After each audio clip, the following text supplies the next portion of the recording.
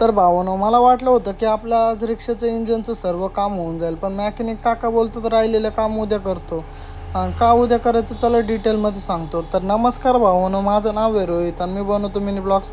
आत्ताच घरून जेवण बिवून आलो आहे. मला वाटलं की सर्व काम झालं असेल, चला जाऊन बघूया यांचं काय चाललं आहे काम.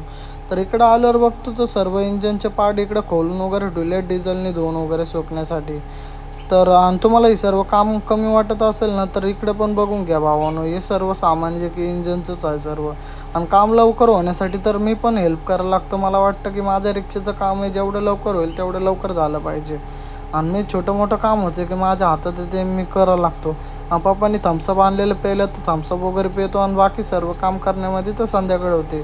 मेकॅनिक काका पण त्यांचं काम चालूच आहे केव्हापासून. तर तेव्हाच मला घरून फोन येतो. मम्मी बोलते की बाळा आपल्याला काहीतरी भाजी घेऊन ये घरी, चिकन वगैरे.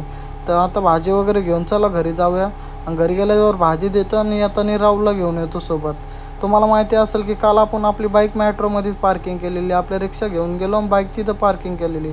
तर बाईक वगैरे घेऊन येतो मग सह्याद्रीनगरला आपलं, जिथं की आपला गाडीचं काम करतो आहे.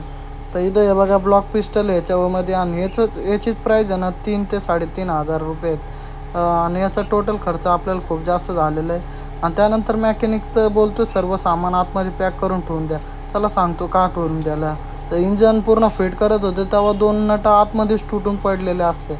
आणि माहिती पडतं की पहिलं ज्यांनी काम केले ना त्यांच्याकडूनच हे काम झालेलं आहे. तर उद्या वेल्डिंग करून ते 2 नट आहेत ना ते बाहेर काढायला लागेल. तर आजचा ब्लॉग पण इथंच एंड करतो. Thank you so much. Bye bye guys. Love you ऑल्स.